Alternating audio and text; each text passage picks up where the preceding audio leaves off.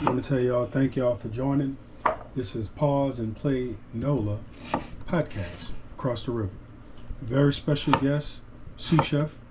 Now I want to let y'all know this is the 5th time we've tried to record this podcast and it just didn't work.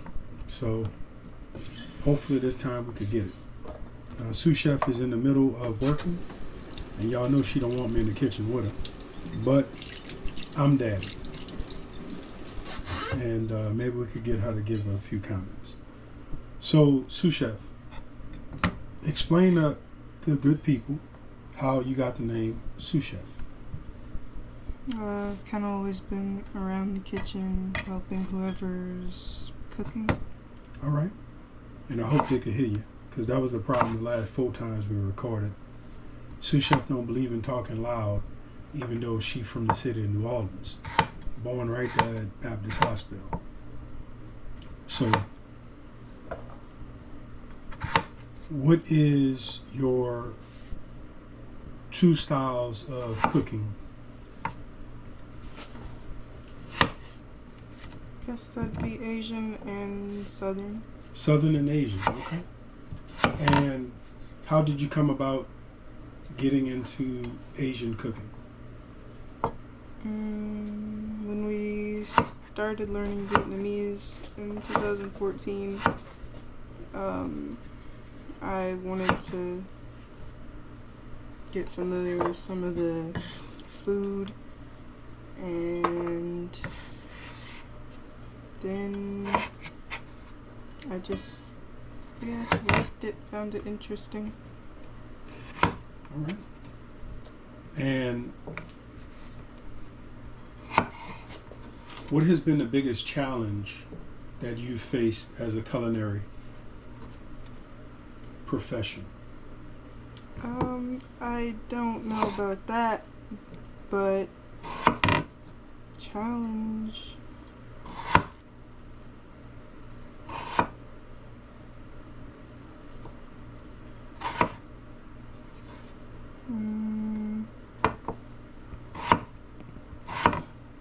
So I guess that was a bad question by the interviewer. So, what advice would you give someone who's just starting out cooking? I guess you could try to make dishes that you've grown up eating, or that your family has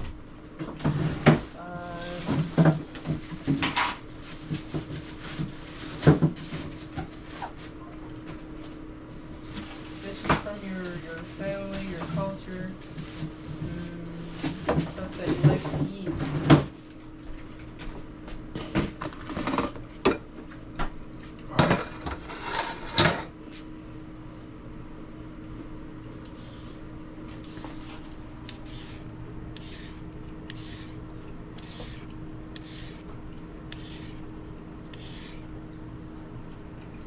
You know, about 20 years ago, I fell in love with those peelers. Yeah. Because they cut so good.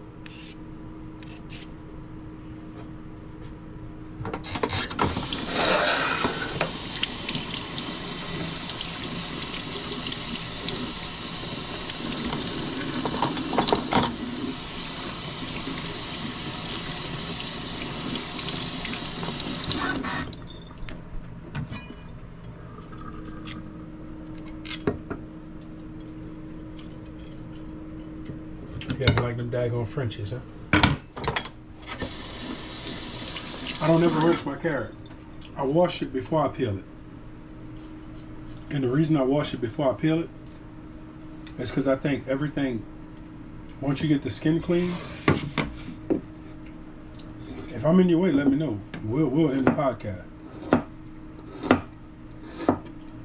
Now, once I get the skin clean, whatever under the skin is the way God wanted it.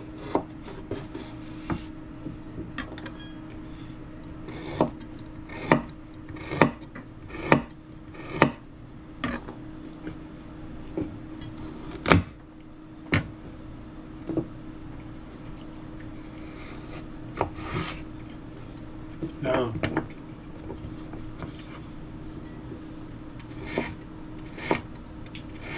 does Chef cook better than me? I think you just have two different styles. Okay, you stop right there.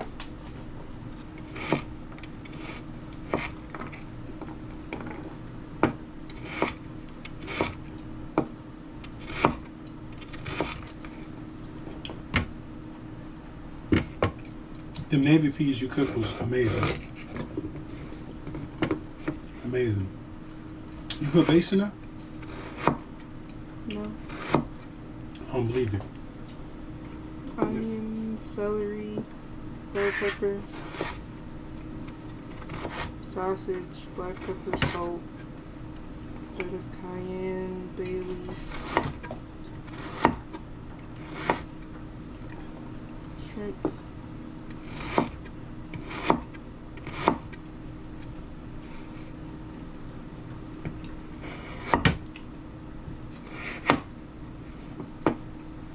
What is the hardest thing about cooking for you?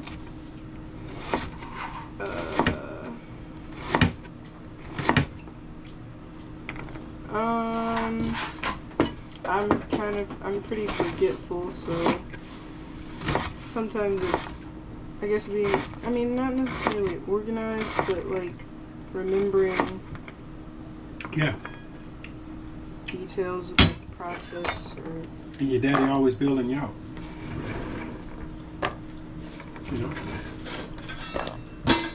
Tell you a little story about yesterday. Souschef was cooking them navy peas, and Daddy bailed out. He heated up some water in the kettle, just so she could, twice, maybe 3 times. Excuse me. Silly me. What are you preparing today? Curry. Curry? Curry kebab or curry khalib? Curry? Curry shabab. Khalid kebab. Butter chicken? Butter chicken? Yeah, just put salmonella everywhere. Alright, so I'm about to get out of Souschef here, but what would you like the people to know about cooking that they may or may not know?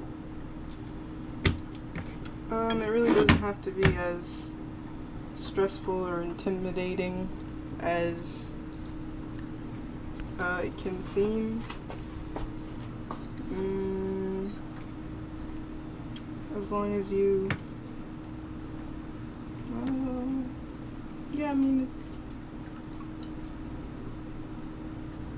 kind of, you're free to do it however you want. Now, that doesn't mean everybody's gonna like it or enjoy it, but as long as you do. Yep. Don't stress so much about it. Yep.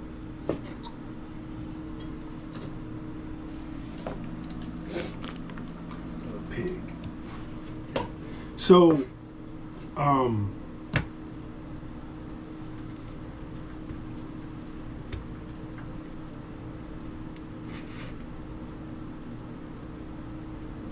I had so many questions the last 5 times I talked with you, and I'm trying to remember them all.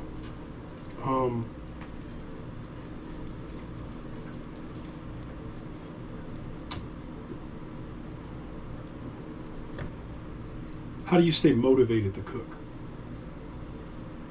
I don't really struggle to find motivation. Give me that. More salt?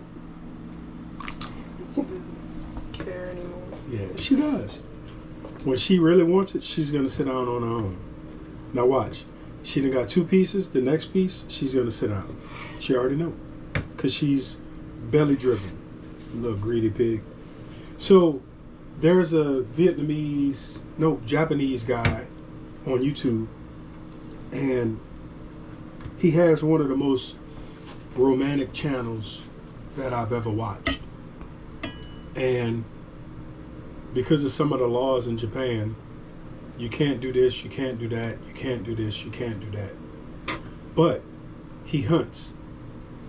And he uses a trapping system to trap the wild game.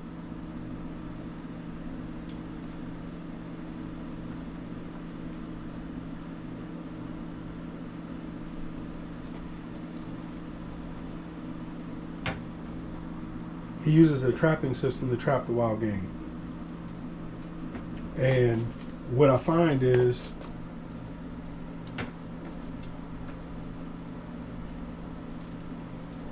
okay, she don't want it, huh? What I find is with the trapping system that he uses, the game is as fresh as it could be because he uses a system of winches and pulleys and ropes, and he ties up the animal. He covers the eyes of the animal. Look at it. See, she said no. He covers the eyes of the animal to calm it down. He carries it out of the woods. He puts it on his little side by side. He gets home. He washes it. Then he euthanizes it. And then he cleans it. And then he prepares it for his family. And I think it's just a beautiful way of harvesting animals. You know, it's not loud, it's none of that stuff. And the cool thing about it is he has some of the best, healthiest food available for him and his family. But the thing I love about his channel is he says that hunting and harvesting animals, it's a method of survival. And I think that sometimes that gets lost because of politics and because of people. That gets lost. But hunting or harvesting an animal is a matter of survival. And we don't often look at it that way. You know, and one of the things I really appreciate about cooking is, because this is the point, cooking is a matter of survival. Would you agree with that? Yeah. If you don't cook, you're not going to have the energy to live. So cooking is very essential.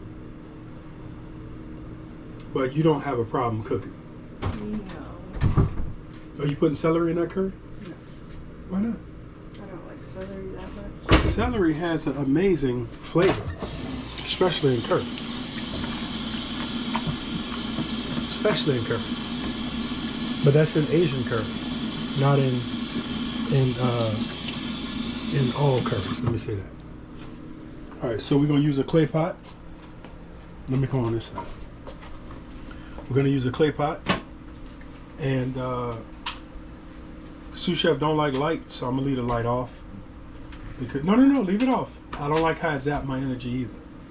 So we're gonna do clay pot curry, and I'm about to get out of her hair because I could tell she's really aggravated with y'all, and she doesn't want to be bothered with y'all. Too late. Too late? Okay. See what I'm talking about? So anyway, this is base curry? Yeah. I'm not eating no base curry. You have been. I'm not eating no base curry. I knew it was based. Vermont curry. What does Vermont know about curry? I ain't eating no base curry. I'm anti-base. But anyway, I'll show y'all what this stuff look like. The only good thing about base is if you're in the woods, you can add some water to this and it'll make you feel good. That's it. All right, so we got chicken, tender, carrot, potato, Irish. So anyway, what else you want to tell the folks out there about cooking, about Souschef, as far as things that they could benefit from? I think cooking is a worthwhile endeavor to approach. You might find out you really like it before you Kibosh? Without realizing. Mm-hmm. Now, you said something in one of the last 4 interviews you did that I couldn't publish. You said that, better yet, what advice do you have for folks? What advice would you give folks about living? It's okay to live life slowly. You don't Yeah. have to be in a rush with everything and Like your dad, always in a rush. and Yeah, unless you're firefighting. If you're firefighting, all of this rhetoric that Souschef is telling you does not apply. You need to get it. Anyway, all right. So productively, but don't stress yourself out over it. yeah. See how she went up her daddy. So that way your workspace is. Well, I didn't want to put it because I'm not using this whole cabbage, so I didn't want to put it on the Yeah, that's fine. Baby. chicken cutting board. So what? So how did going to Vietnam affect your cooking? Watch that thumb. How did going to Vietnam affect your cooking?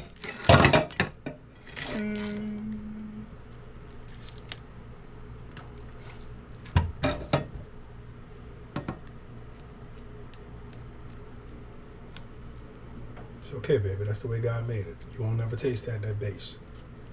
You think that's mold? No, I just didn't know if it was like a dead bug or something. It'll be all right, baby. We eat bugs all the time. Yeah, but if I can help it. So how did Vietnam help you cook it?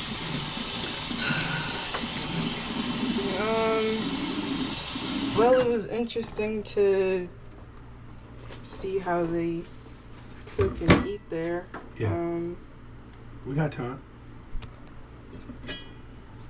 Clay pot is on number 8. You want it that high? Yeah. You ain't worried about it cracking? Not really. Me either. So it was interesting to see him eat and live and cook. Were there any major differences that you noticed? Between American cooking? Yeah.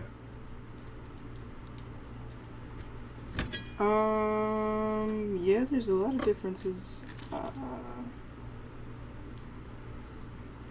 They have a lot of like broth-based soups. Broth-based. Okay. Not just pho. Well, yeah, but stuff like pho. So then there's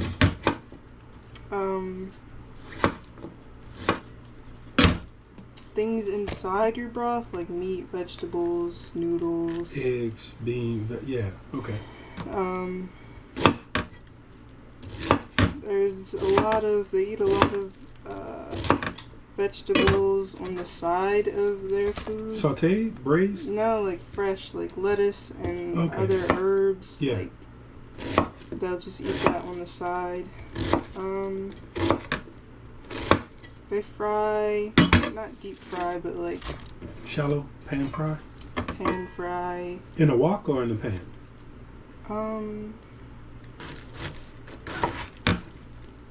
Pan, both. Okay. And how do you rate the Vietnamese food in Vietnam compared to the only Vietnamese food you knew before going to Vietnam? American. Is it the same? Is it similar? Is one better than the other? It's not like a drastic difference. They have a lot more variety of dishes there. Like here, you'll only find the same 5 or 6 things on a Vietnamese menu. Cà co. No, you're not finding cà co. Yeah, they sell it. But there's a lot of variety. But taste-wise, it's pretty similar. Although they'll have more traditional toppings there. Like, Yeah. if you order Zumbahe here, they might give you some basil, onion, but if you get it there, you'll have sliced banana, flour, other cuts of meat. So they're just cabbage. using what they have available Yeah. there. Alright. So this is guy. That's how you say it, huh? Tip. Guy tip? Tip, yeah. Tip is just meat. Guy is chicken, the kind of meat. Tip guy.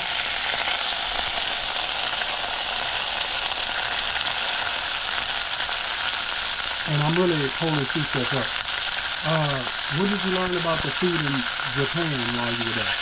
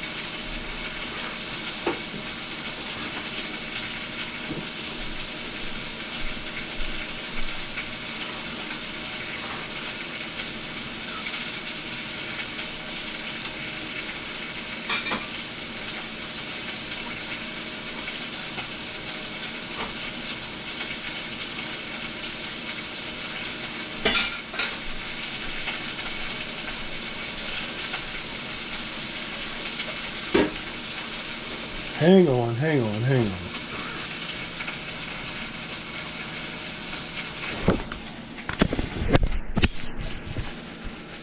Alright. So we were talking about the food in Japan? They have, at a lot of Japanese restaurants, they have a lot of, like,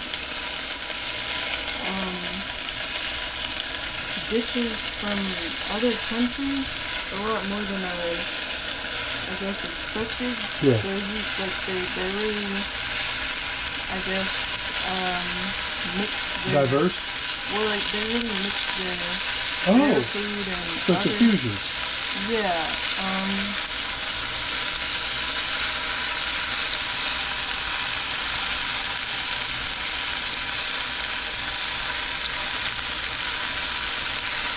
But it's pretty, they have like soba, udon, ramen, sushi, tempura, all the stuff you hear about.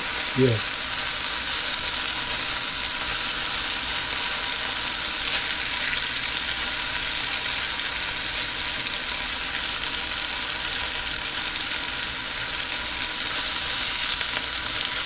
This is why I want Souschef to cook outside.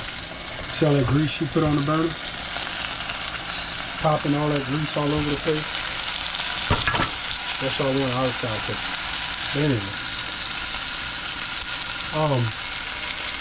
So experience in Asia. I really wish you'd have went to Cambodia when you was right there. But experience in Asia, how has that helped you with your cooking once you came back stateside? It gave me some ideas, dishes I wanted to try making.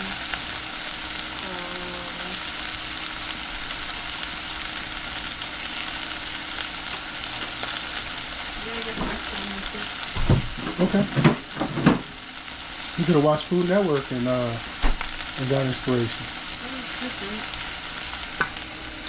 You know? So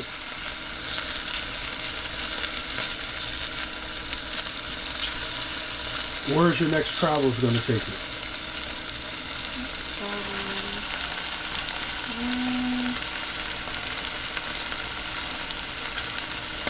I'd like to go back to Japan, but that's not me. That's not who? New place. Oh, now what? You want to go back to Hino? Yeah.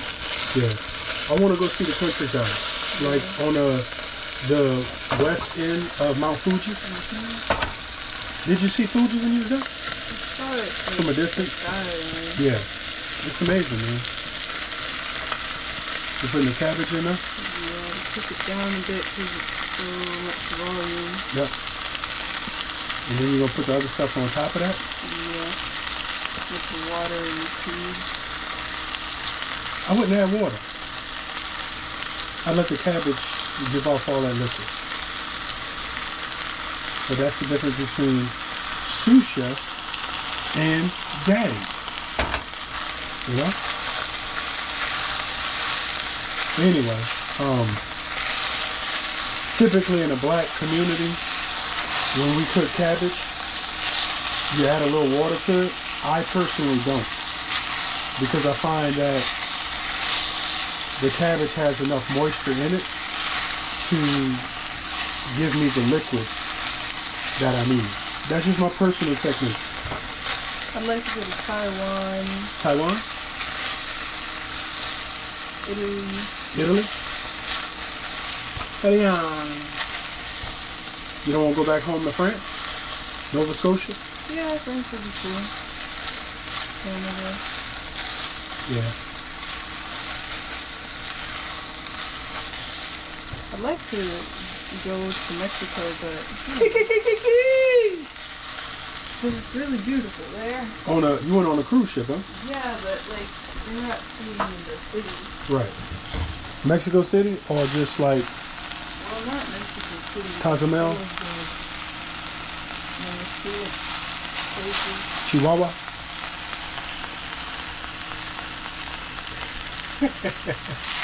For sure.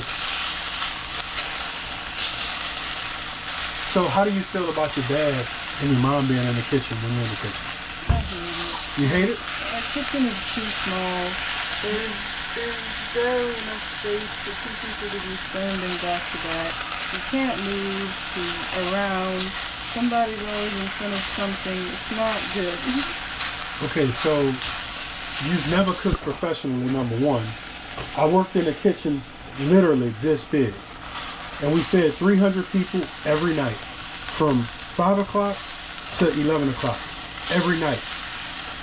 And it was Chef, Ronald, Miguel, me, Thomas, and LaRon. Well, I'm happy for y'all, but I don't enjoy it. Well, that's cooking, baby. They're not going to make this big old kitchen where you got to walk 3 miles across town just to grab something. That's not efficient. It's not practical. This is a huge kitchen. Look at a food truck. This is a huge kitchen. Everything right there. So you see how she's making dishes for me? Anyway, oh my God. I wish I would have never saw this. Dang, base.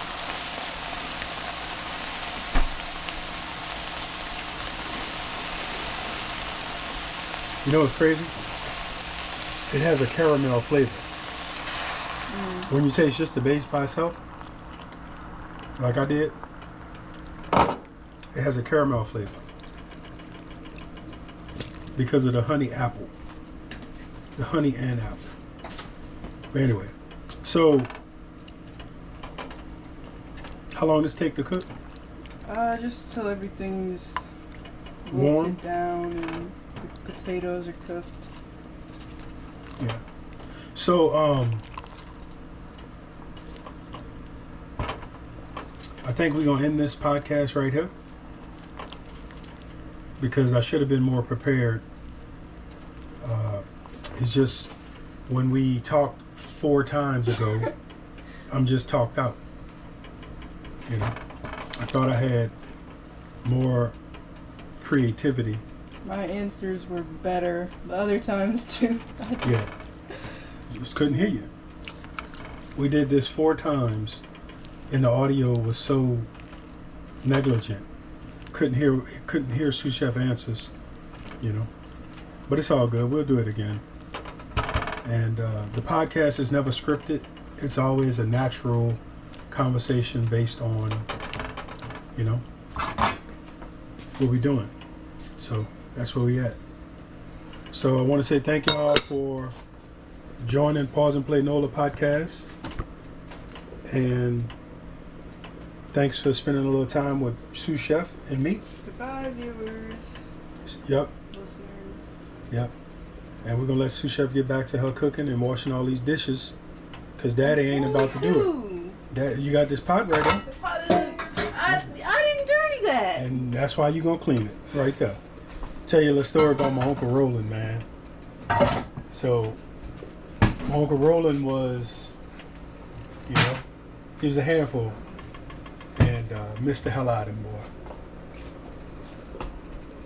But I was at his house one day, and I ate or cooked or something like that, you know. So I cleaned my dish and picked it up. He came to the sink a few minutes later, and he jumped all over me, man. And I was like, oh, I said, I washed what I dirtied. He said, yeah, but you left everything else in the sink. You know? He was a fire captain and was in fire captain mode, you know? And I never left another dish in the sink that I didn't dirty after that. But I miss him. So I'll see y'all later. We'll see y'all later at the next adventure, the next podcast, the next video, the next short. And I thank y'all for tuning in. Just remember, the viewer has all the power. And if it wouldn't be for the viewer, all it would be is a video or a picture. So thanks for watching. Thanks for spending your time to watch the content and supporting the channels. Oh, Souschef. Last question. In the last podcast, one of them we did, unpublished. Explain to us what kind of knives you wanted. One day I'd like to collect a set of Japanese steel knives. Japanese steel knives. Now, if y'all know of some good Japanese knives that are handmade by a real Japanese craftsman, let us know. We'll see y'all at the next one. How do you say bye in Japanese? Konnichiwa? No, that's hello. Oh. Matane. Who? Matane. Matane? Matane. Matane. See you later. Matane.